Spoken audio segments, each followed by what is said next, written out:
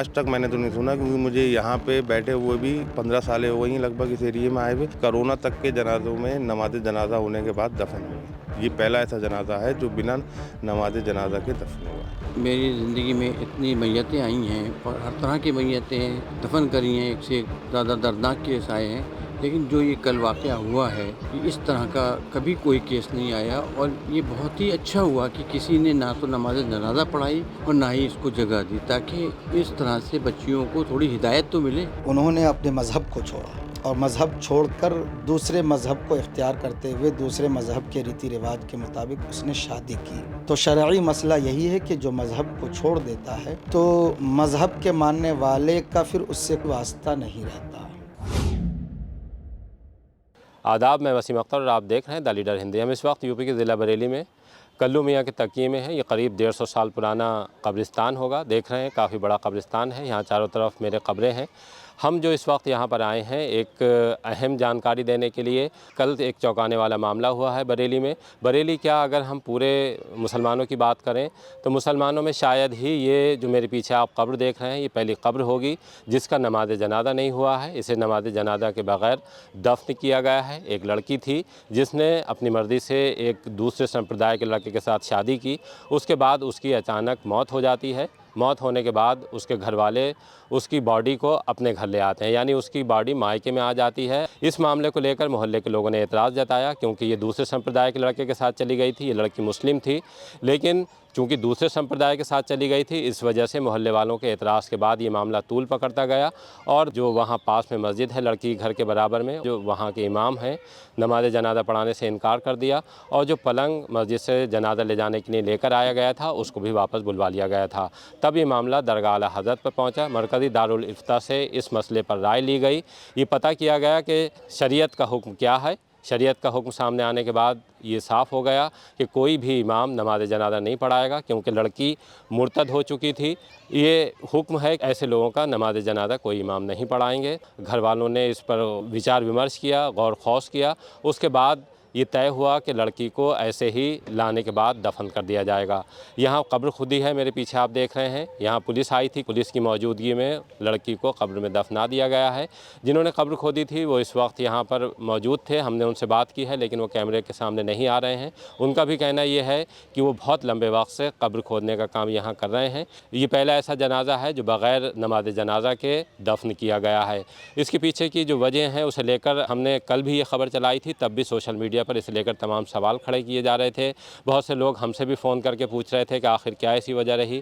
जब उन्होंने इस पूरे मामले को समझा है और देखा है तो उसके बाद भी अभी तक इस पर चर्चा चल रही है। लोग सवाल कर रहे हैं और इस पर एक दूसरे से पूछ रहे हैं कि आखिर ऐसा क्या हुआ है। खैर, ये मामला बहुत बड़ा है मुसलमानों के एतबार से।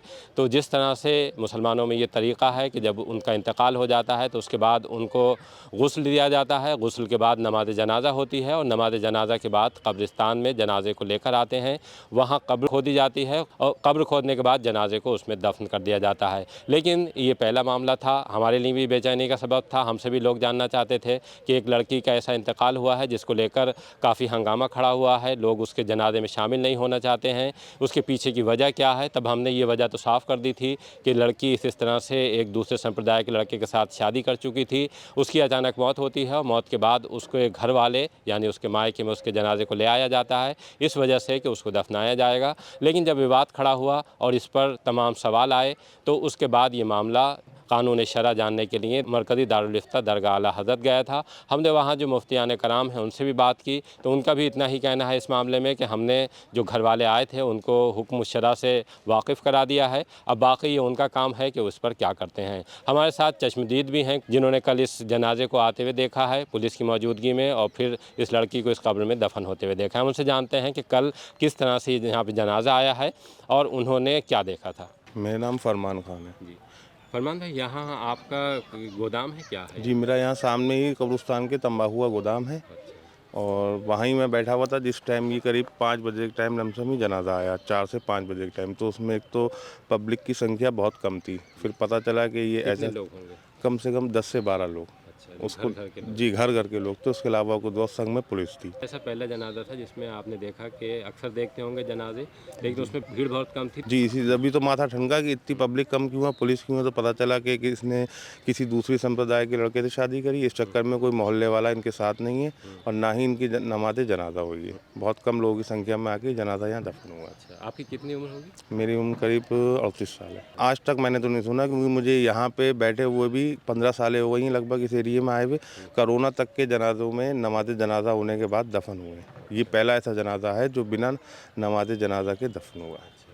तो पुलिस आई थी, तो पुलिस में कौन कौन ज़्यादा फोर्स थी क्या? नहीं, 2 दरोगा थे, एक लेडीज सिपाही थी। अच्छा, उनसे कोई बातचीत हुई थी? उनसे बातचीत हुई तो उन्होंने ये बताया कि थाने में कुछ लोग पहुंचे, फिर उसका विरोध कर रहे थे दफन करने का, ये वो कि दूसरे संप्रदाय का मामला। इस चक्कर में हमें इंस्पेक्टर साहब ने भेजा है कि आप जाके वहाँ पे जनाजा दफन कराएं और वहाँ के आसपास के लोग विरोध नहीं करते हैं। हम इस वक्त रिदाल सिद्दीकी साहब के साथ हैं, जिन्होंने अब तक न जाने कितने लोगों को गुस्ल दिया होगा और तदफीन में शामिल रहे हैं।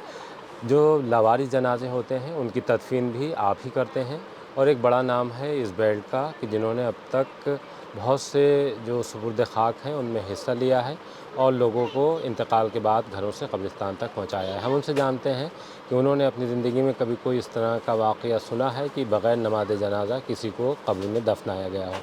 मेरी ज़िंदगी में इतनी मैयतें आई हैं और हर तरह की मैयतें दफन करी हैं, एक से एक ज़्यादा दर्दनाक केस आए हैं, लेकिन जो ये कल वाक़या हुआ है कि इस तरह का कभी कोई केस नहीं आया। और ये बहुत ही अच्छा हुआ कि किसी ने ना तो नमाज जनाजा पढ़ाई और ना ही इसको जगह दी, ताकि इस तरह से बच्चियों को थोड़ी हिदायत तो मिले कि हमने जो गलत करा उसका अंजाम गलत है, दुनिया भी गलत है और आखिरत भी गलत है।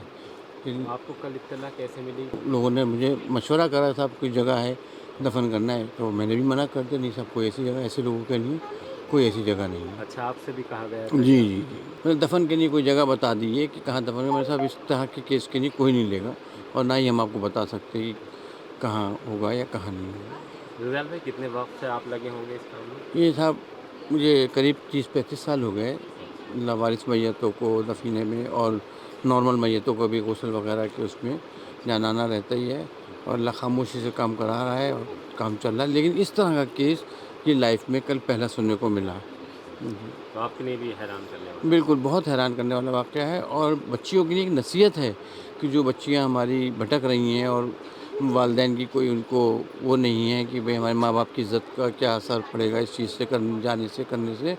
तो ये बहुत ही अच्छा हुआ कल इस वाक़े से कि और नसीहत मिलेगी और बहुत लोग इस चीज़ से बचेंगी बच्चियाँ कि अरे जब दुनिया भी सही नहीं है और आखिरत भी सही नहीं है। अच्छा, बच्चियों को समझना चाहिए? बिल्कुल समझना चाहिए साहब, और ना तो दुनिया ही अच्छी बनी ना आखिरत अच्छी बनी। देखिए, हुक्म शरअ यही है कि उन्होंने अपने मज़हब को छोड़ा और मज़हब छोड़कर दूसरे मज़हब को इख्तियार करते हुए दूसरे मज़हब के रीति रिवाज के मुताबिक उसने शादी की। तो शरई मसला यही है कि जो मज़हब को छोड़ देता है तो मज़हब के मानने वाले का फिर उससे कोई वास्ता नहीं रहता। हुक्म शरअ यही है कि हम ना तो मज़हब के मुताबिक उसको तजहीज़ व तफ़ीन कर सकते हैं, ना मज़हब के मुताबिक उसकी जनाजा पढ़ सकते हैं। जैसे मुसलमानों के लिए ये इंतकाल के बाद एक हुक्म है कि उनको उस तरह से गुस्ल होगा, नमाज जनाजा होगी, फिर दफन किया जाएगा। लेकिन अगर कोई ये इस्लाम से हट जाता है तो उसके लिए ये चीज़ें नहीं, उसके लिए ये चीज़ें लागू है ही नहीं।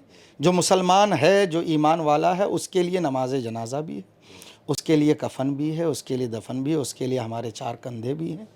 जो हमारा मज़हब हुक्म देता है उस मज़हब के मुताबिक बड़ी इज़्ज़त के साथ ईमान वालों को हम कब्रिस्तान पहुंचाकर उन्हें दफन किया करते हैं। उनके लिए भी हुक्म है कि जो दूसरे लोग हैं वो इस तरह का अगर उन्हें पता लगता है तो वहाँ जाने से गुरेज करें? हाँ बिल्कुल बिल्कुल, क्योंकि ईमान के साथ ख़ास है ये।